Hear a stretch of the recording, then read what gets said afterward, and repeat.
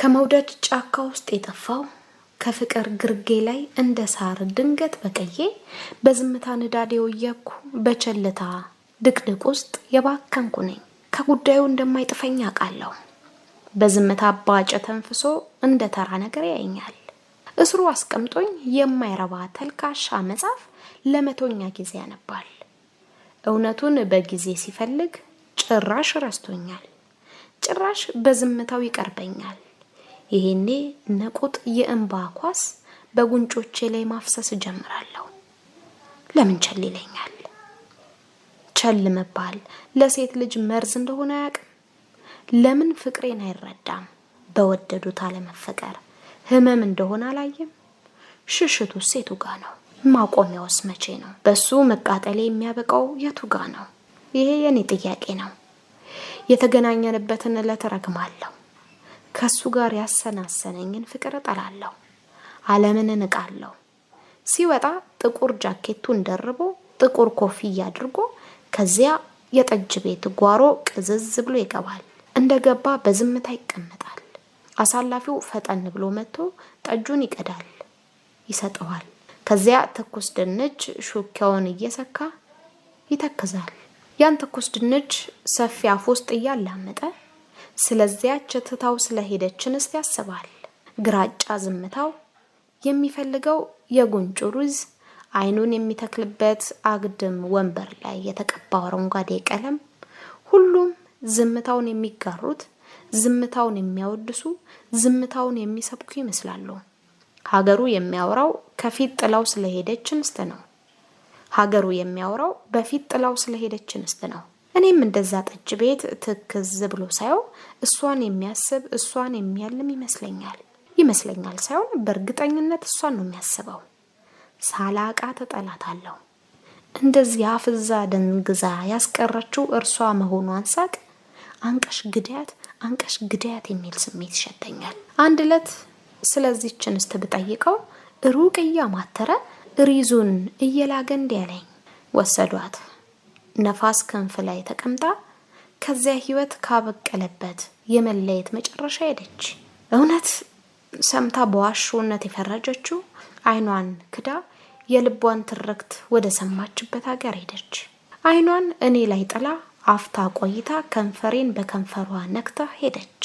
ሻንጣዋን እየጎተተች ሰላም መግባቷን የተመኘሁላት ቃል ጀርባዋን ጨርፎ እግሯ ስር ሲከነበል ዝቅ ብላ አይታው ወደዚያኛው ህይወት ሄደች አለኝ። አልገባኝም አልኩት። ማለቴ ሌላ ወዳ ነው። አሁንም ሩቅ እያማተረ ነው የሚያወራው። ታዲያ ለኔ ግድ እንደሌለው እያወቅኩ እሱን መከተል አይገርምም። ያቺን አዚማም ሙጥኝ እንዳለ ስሩ ስዳክራ ያናድድም። ሁሉም ሰው ለፍቅር ቦታ ሊኖረው ይገባል። ሁሉም ምን እንደሚፈልግ ማወቅ አለበት። ምን እንደጎደለኝ አስባለሁ።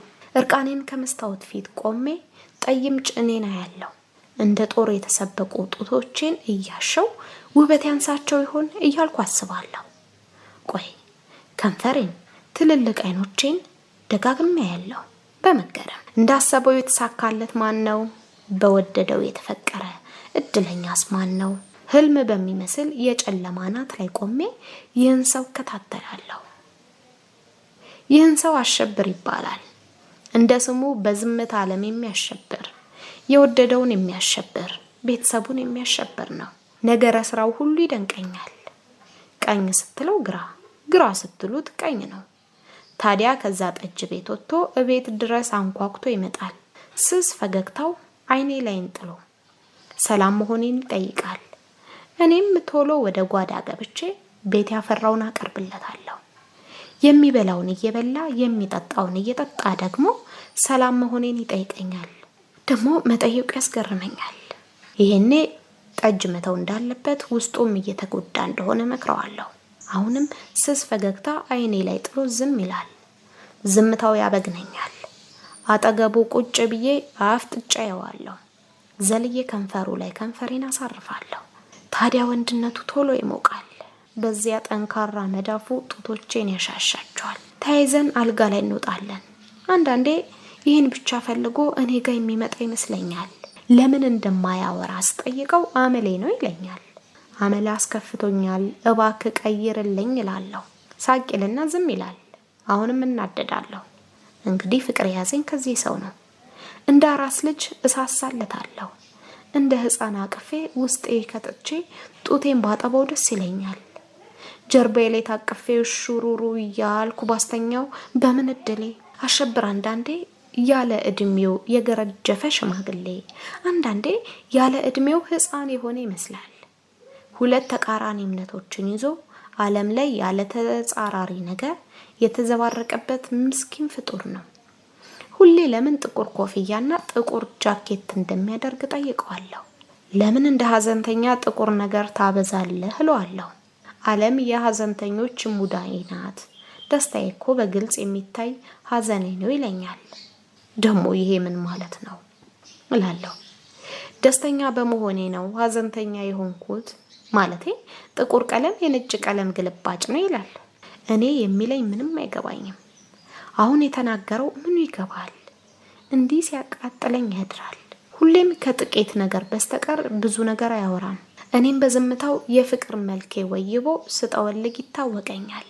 አንድ ሰሞን ጠፋብኝ። እዛ የሚያዘወትረው ጠጅ ቤት ሄጄ ብጠይቀው ከመጣ ሳምንት እንዳለፈው ነገሩኝ። የሆነ ነገር እንዳለ ብዬ ቤቱ ሄድኩ። ያጥሩን በር አልፌ ቤቱን ማንኳኳት ጀመርኩ። ትንሽ ዘግይቶ በሩን ከፈተው። የታመቀ አየር አፍንጫዬን አፈነኝ። ጸጉሩ ተንጨባሯል። አዳፋ ነጭ ቲሸርት ለብሶ በዚያ ቢጫ ጥርሱ ፈገግ አለ።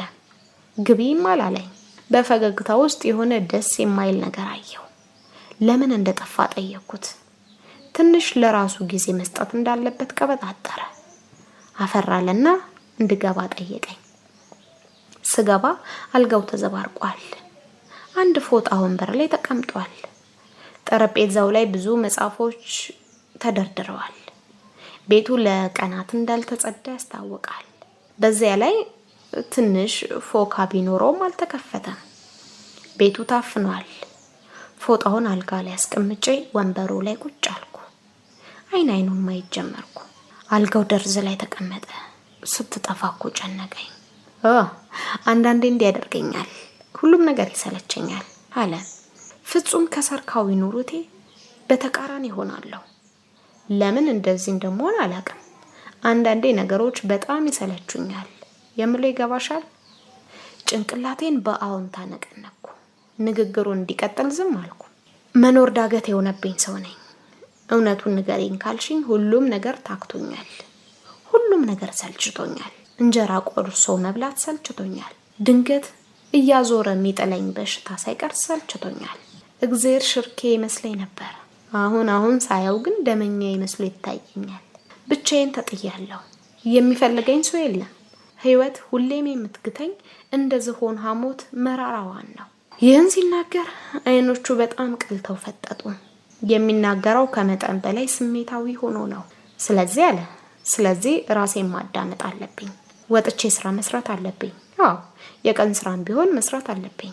እድሜን ሙሉ የቤተሰብ ተጧሪ ሆኜ መኖር አልፈልግም። አየሽ፣ አባትሽ በእርጅና ጊዜው ደክሞ ያመጣውን እንጀራ አልጋ ላይ ተኝቶ መብላት በጣም ከባድ ነው። ራስሽን እንድትጠይ ያደርግሻል።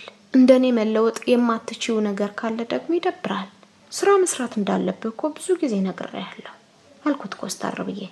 አዎ ነግረሽኛል፣ ግን አልቻልኩም። ወጥቼ መስራት አልሆነልኝም። ምክንያቱም የለመድኩት ተኝቶ መብላት ነው። መራራ እንጀራ እንደሆነ የሚያውቀው ያውቃል። ቀን ተቀን ተመሳሳይ ህይወት አይሰለችም? ግብ የሌለው ኑሮ አይታክትም? ፍቅር አልቦ ልብስ እንደ መቃብር ድንጋይ አይከብድም? አንቺን እንኳን ስንት ያስቀየምኩሽ። እንደ ዛሬ ብዙ ሲያወራ ሰምቼው አላውቅም። እንደ እሳት ላንቃ የሚቅለበለብ አንደበት እንዳለው ፈጽሞ አላውቅም ነበር። ምን እንደምለው ጠፋኝ። ዝም ብዬ ላዳምጠውም አሰብኩ። ወይም እንዲናገር የአንደበቱ እሳት ላይ ጋዝ ማርከፍከፍ አማረኝ። እኔም ማውቅ ነበር የሚመስለኝ አልኩት። በፍጹም ወድጄ አይደለም፣ ከሚሄድ ጋር ቢሄድ ነው ልቤ። በመምጣት ወላፈን ዘወትር ብነድ የማደርገው ቢጠፋኝ ነው። ብዙ ጊዜ ልወድሽ ሞክሬያለሁ፣ ግን አንድ ቀን አንቆ እንደያዘኝ አልሆንልኝ አለኝ። ከሄደ ሰው ምን ቀረው ልቤ? ያጣውን ዝንተ ዓለም ለምን ያመነዥጋል? ከጠላው ሰው ምን አለው? አሁን የሚያስፈልግ መረጋጋት ነው አልኩት። ምን እንደምለው ጨንቆኝ መረጋጋት አልችልም። ዝምታዬ በጩኸት የታጀበ ነው። ደንቁር ያለው ዓለም ላይ ፊቴን አዙሬ የት እንደምደርስ አላቅም። ከዚያ ጠጅ ቤት አልፋለሁ? በፍጹም። ከዚያም ቡላ ስር እንደ ዶሮ ከመንደፋደፍ አላልፍም። አሁን ግን በጣም ሰልችቶኛል። ሁሉም ነገር ታክቶኛል። ይህንን የሚለው አይኖቹ ላይ እንባ አቅሮ ነው። ምን ባደርግ እንደማስተካከል እያሰብኩ እንደሚስተካከል አስባለሁ። አይኑ ላይ የማነበው ነገር ደስ አላለኝም። አንዳች መጥፎ ነገር ታይቶኛል። ይህን ሰው ወድጄዋለሁ። ወደ ህይወቴ እንዲመጣ ህይወቱ እንዲሰምር ብዙ ጥሬለታለሁ። አሁንም በምን መንገድ ሊስተካከል እንደሚችል ብዙ ሙከራዎችን እያደረኩ ነው። ግን እሱ የሚታየው ጥቁር ደመና ብቻ ነው። በዚህ ጥቁር ደመና ውስጥ እያለ ጥዬው ወጣው። እሱ እንዳለው የመረጋጋት የማሰቢያ ጊዜ ያስፈልገዋል ብዬ ትቼው ወጣው። የሚሄድበት ሄጄ ሳምንት ቆየው። ያዞረኝ ያቅለሸልሸኝ ጀምሯል። ሆስፒታል ሄጄ ተመረመርኩ። ለዚህ ነገሮች ለጨለሙበት ሰው አርግዤለታለሁ። ምናልባት ህይወቱ ልቀጥል፣ ምናልባት ዳግም የመኖር ጉጉት እንዲኖረው ሊያደርገው ይችላል። ምናልባት ያቺ ክፉ ያደረገችበትን ሴት ሊረሳት ይችላል። ማርገዜን አልጠላሁትም። የድል ብስራት ነው ብዬ አስቤያለሁ። ይህንን የድል ብስራት ምናልባትም ህይወቱን የሚቀይርለትን ሌላ የተስፋ ፍንጭ ላሳየው ወደሱ ገሰገስኩ። ከቤቱ ደጃፍ ላይ ስደርስ ግን ቀፈፉኝ። ነገሮች ደበሩኝ። ከቤቱ አቅራቢያ ጥቁር የለበሱ ሰዎች ይወጣሉ። መልእክቱ ግልጽ ነው።